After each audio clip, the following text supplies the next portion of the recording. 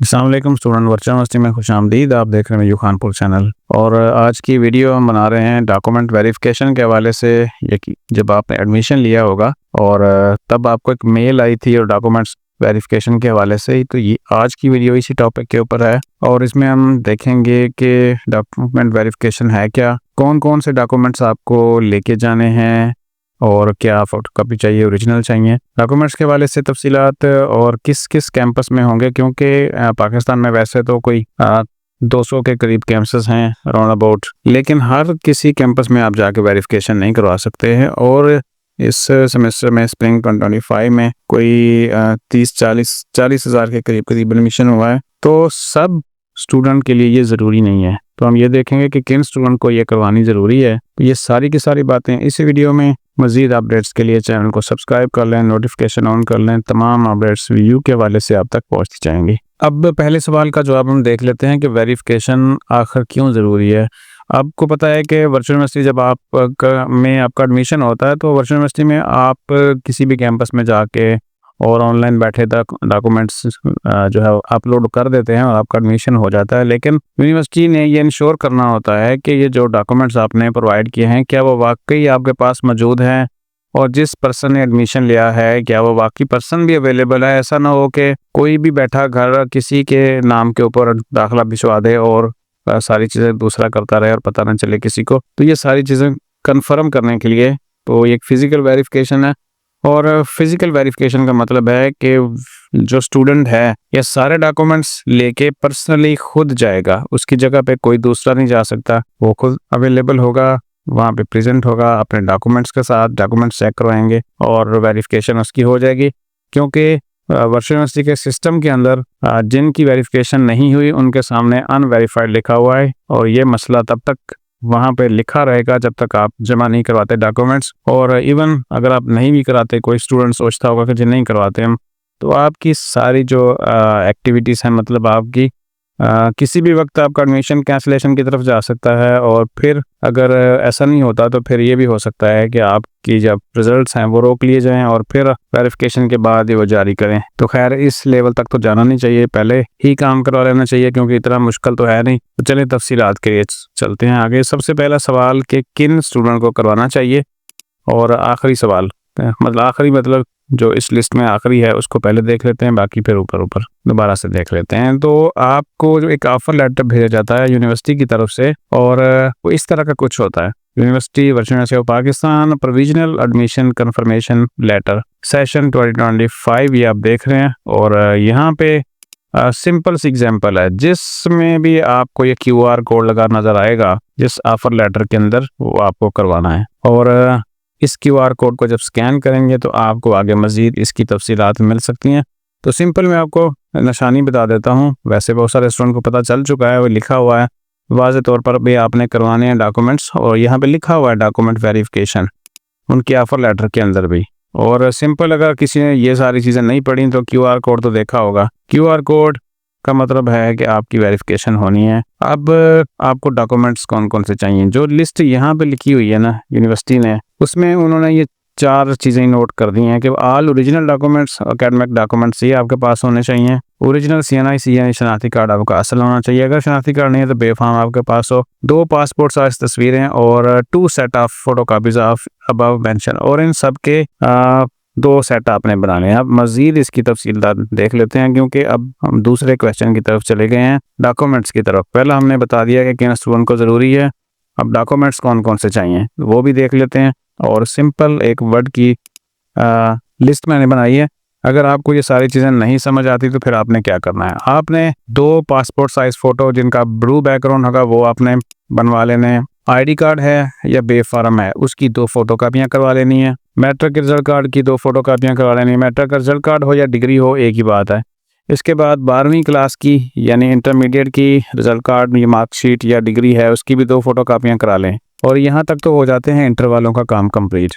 اس کے بعد جو آتے ہیں 5ویں سمیسٹر والے، جنہوں نے 5ویں سمیسٹر میں ایڈمیشن لیا ہے، وہ یہ ساری چیزیں کروائیں گے، اور ساتھ میں ان کا be a B S C ہوگا یا اے ڈی پی ہوگا یا بی ایس کی بیس کے اوپر لیا ہوا ہے، تو اس کی بھی آپ نے 2 فوٹو کاپی کروا لینی ہے۔ تو اس طرح جو ہیں وہ 5 ڈاکومنٹس ہو جائیں گے 5ویں سمیسٹر والوں کے، اور جن کے 4 ایئر ڈگری ہے 4 ایئر ڈگری ہے یعنی 4 سالہ ہے، ان کی 4 تک ڈاکومنٹس ہوں گے۔ اب آ جائیں جو بی ایڈ وغیرہ کرتے ہیں، اب یہاں پہ ایک اور بھی چیز بتا دوں کہ جو بی ایس 4 سالہ ہے یا اے ڈی پی 2 سالہ ہے، ان کو یہ سیم ڈاکومنٹس ہی لگتے ہیں۔ اب اگر تو بی ایڈ میں آپ نے ایڈمیشن لیا ہے تو پھر آپ کے پاس بی ایس کی ڈگری کی بیس کے اوپر لیا جاتا ہے ایڈمیشن، یا آپ کا ایم اے ہوتا ہے، ایم ایس سی ہوتا ہے be a B S C کے بعد، تو پھر اسی حساب سے اگر آپ کا بی ایڈ ہے آپ نے 2 فوٹو بنوا لینے ہیں، آئی ڈی کارڈ کی 2 کاپیاں کروا لینی ہیں، کیونکہ بی ایڈ کرتے کرتے آپ کی عمر اتنی ہو جاتی ہے کہ آپ کا آئی ڈی کارڈ بن چکا ہوتا ہے۔ پھر میٹرک کی 2 کاپیاں، انٹرمیڈیٹ کی 2 کاپیاں، اور اس کے بعد اگر آپ نے بی اے کے بعد ایم اے کیا ہوا ہے تو دونوں کی فوٹو کاپیاں کرا لیں گے، ادروائز 4 سالہ بی ایس تو ہوگا آپ کا، آپ نے اس کی بھی 2 فوٹو کاپیاں کروا لینی ہیں۔ اس طرح یہ 2 سیٹ ہو جائیں گے آپ کے پاس، یعنی ہر ڈاکومنٹس کی 2 کاپیاں۔ اور اب کرنا کیا ہے، ہر ڈاکومنٹس کے اوپر آپ نے جو اپنا وی you L M S I D ہے نا، یعنی BC25040 اس طرح کر کے، وہ آپ نے یہاں پہ ڈاکومنٹس کی فوٹو کاپی کے اوپر یہاں پہ کونے کے اوپر یہاں پہ لکھ دینا ہے، ٹھیک ہے۔ اور لکھنے کے بعد یعنی ہر ڈاکومنٹس کے اوپر آپ کی تصویروں کے اوپر، شناختی کارڈ کی کاپی کے اوپر، اور باقی جو اکیڈمک ڈاکومنٹس ہیں matric, inter, be a B S C یا ایم اے، سب کے اوپر آپ نے لکھنا ہے۔ اور سب کوئی جو کاپی آپ نے کروانی 2 سیٹ بنوانے ہیں، اس کو کسی بھی 18ویں گریڈ کے آفیسرس کے سٹیمپ لگوا کے، کالج کے پروفیسر بھی کر سکتے ہیں، کالج کے پرنسپل بھی کر سکتے ہیں، ان سے سٹیمپ لگوا کے سائن کروا لینے ہیں۔ یہ تو ہو گئے ڈاکومنٹس تیار آپ کے۔ اب یہاں پہ لکھا ہے کہ آل اوریجنل، اب جتنی فوٹو کاپی بھی کروائی ہے نا آپ نے، یاد رکھیں وہ اوریجنل ڈاکومنٹس بھی آپ کے پاس ہونا چاہیے، یعنی شناختی کارڈ کی کاپی ہے تو شناختی کارڈ بھی پاس ہو۔ اس کے بعد matric, inter, a D P, be a B S C کی کاپیز آپ نے کروائی ہیں تو وہ سارے ڈاکومنٹس اوریجنل حالت میں بھی آپ کے پاس ہونے چاہیے۔ اور اس طرح اگر آپ کا be a B S C اور ایم اے ہے بی ایڈ والوں کے لیے، تو اس کی بھی اوریجنل رزلٹ کارڈ آپ کے پاس ہونے چاہیے۔ اب یہ ہے کہ کیا یہ اوریجنل ڈاکومنٹس یونیورسٹی رکھ لے گی؟ نہیں، ایسا نہیں ہوگا۔ اوریجنل رزلٹ کارڈ صرف چیک کیے جائیں گے اور وہ آپ کو اسی وقت واپس کر دیے جائیں گے۔ آپ سے صرف جو 2 سیٹ بنائے جائیں گے نا چیزوں کے، وہ آپ سے وہ لے کے رکھ لیں گے ریکارڈ میں، اور آپ کو ویریفیکیشن فوراً ہو جاتی ہے، وہ ساتھ ساتھ انٹری کرتے جاتے ہیں، اور فوراً آپ کو ای میل بھی آ جاتی ہے، اور جو آپ کا رسپیکٹیو کیمپس ہوتا ہے اس کو بھی ای میل چلی جاتی ہے۔ اب یہ تو ہو گیا دوسرا سوال کہ کن لوگوں کو کن اسٹوڈنٹ کے لیے ضروری ہے اور کون کون سے ڈاکومنٹس ہیں۔ اب آ جائیں اگلی چیز کہ بھائی یہ سارا کچھ تو ہو گیا، تو اب کہاں پہ جانا ہے؟ کہاں پہ جانے کے لیے ہم اگر آپ اپنے کوڈ جو آپ کا آفر لیٹر اس میں دیکھیں تو یہاں پہ ایک ایڈریس دیا ہوا ہے انہوں نے، یہاں پہ بالکل لاسٹ میں دیکھیں تو آپ کو یہ والا ایک لنک نظر آئے گا، آپ لنک کو کلک کریں گے تو اگلا ایک پیج اوپن ہوئے گا، اور اس کے اندر ساری کی ساری چیزیں ہیں۔ اب یاد رکھیں کہ ان کیمپسز کے علاوہ جو یہاں پہ مینشن ہے، آپ کسی بھی دوسرے کیمپس میں نہیں جا سکتے، نہ ہی وہاں پہ ویریفیکیشن ہوگی، خام خواہ آپ کے آنے جانے کے پیسے ضائع ہوں گے اور آپ کا ٹائم بھی ویسٹ ہوگا۔ بلوچستان کے لوگ ہیں تو کوئٹہ اور تربت میں 2 سینٹرز ہیں، یہ آگے ان کے ایڈریس بھی لکھے ہوئے ہیں۔ یہ QR کوڈ جو ہے اپنا یہ جو لسٹ ہے اس کی جو PDF فائل ہے وہ گوگل ڈرائیو کا ایک لنک آپ کو اسی ویڈیو کے نیچے مل جائے گا، آپ وہاں سے ڈاؤن لوڈ بھی کر سکتے ہیں، اور وہاں سے ویسے یہاں پہ اگر آپ ویڈیو کو پاس کر کے دیکھنا چاہیں تو دیکھ سکتے ہیں۔ اسلام آباد میں یہ کیمپس ہے، اور یہاں پہ G10 مرکز والا، اور اس کے بعد KPK میں 2 جگہ پہ ہو سکتے ہیں، ایبٹ آباد میں اور پشاور میں آپ ویریفیکیشن کروا سکتے ہیں، اس کے علاوہ کسی اور کیمپس میں نہیں جا سکتے۔ پنجاب میں کافی سارے کیمپس ہیں، بہاول نگر، بہاولپور، DG خان، فیصل آباد، یعنی جو بھی آپ کو قریب پڑتا ہے آپ جا کے کروا سکتے ہیں، کوئی ایشو نہیں ہے اس کا۔ گجرانوالہ، جلال پور پیر والا، جہلم، لاہور، ملتان، مظفر گڑھ، ننکانہ صاحب، پتوکی، راولپنڈی، سائیوال، بدین، گھوٹکی، حیدرآباد۔ اچھا آگے سے یہ سندھ میں شروع ہو گئے ہیں۔ اچھا یہاں پہ ایک جو سٹی ہے نا وہ نہیں لکھا ہوا، رحیم یار خان۔ رحیم یار خان میں بھی کیمپس ہے ورچوئل یونیورسٹی کا، اگر کوئی اس ایریے کے اسٹوڈنٹ کروانا چاہتے ہیں رحیم یار خان والے، تو میں آپ کو ساتھ ہی اس کا بھی ایڈریس یہاں پہ مینشن کر دیتا ہوں، اور آپ کو اس کی جو لوکیشن ہے وہ بھی بتا دیتا ہوں۔ ویب سائٹ کے اوپر اس کی لوکیشن دی ہوئی ہے، ایڈریس بھی دیا ہوا ہے، اور جو اس ایریے کے لوگ ہیں وہ رحیم یار خان میں جا کے اس کو ویریفیکیشن کروا سکتے ہیں۔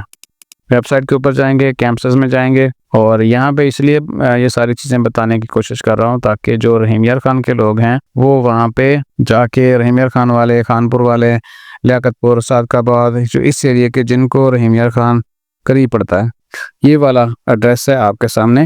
اور virtual university club road campus رحیم یار خان، یہ first floor Salman arcade near Al-Khidmat hospital رحیم یار خان۔ یہ فون نمبر بھی نیچے دیے ہوئے ہیں، ایڈریس پورا دیا ہوا ہے۔ تو اس ایریے میں جا کے کروانا چاہتے ہیں رحیم یار خان میں، کیونکہ اس کا نام یہاں پہ لسٹ میں شامل نہیں ہے، تو اس ایریے میں بھی کروا سکتے ہیں۔ اب آگے آ جائیں، سندھ میں بدین ہے، گھوٹکی ہے، حیدرآباد ہے، کراچی میں بہت سارے، کراچی میں تقریباً کچھ 4 کیمپس ہیں ویو کے جہاں پہ آپ فزیکل ویریفیکیشن کروا سکتے ہیں، اور پھر اس کے بعد سکھر میں بھی کروا سکتے ہیں۔ اس کے علاوہ یہاں پہ جو نیچے کچھ آفسز کے نام دیے ہیں، یعنی ورچوئل یونیورسٹی آف پاکستان اسلام آباد کیمپس ہے، یہ میموریل سوسائٹی والا کیمپس ہے، G5-19 اتاتورک ایونیو اسلام آباد کے اوپر، وہاں سے کروا سکتے ہیں۔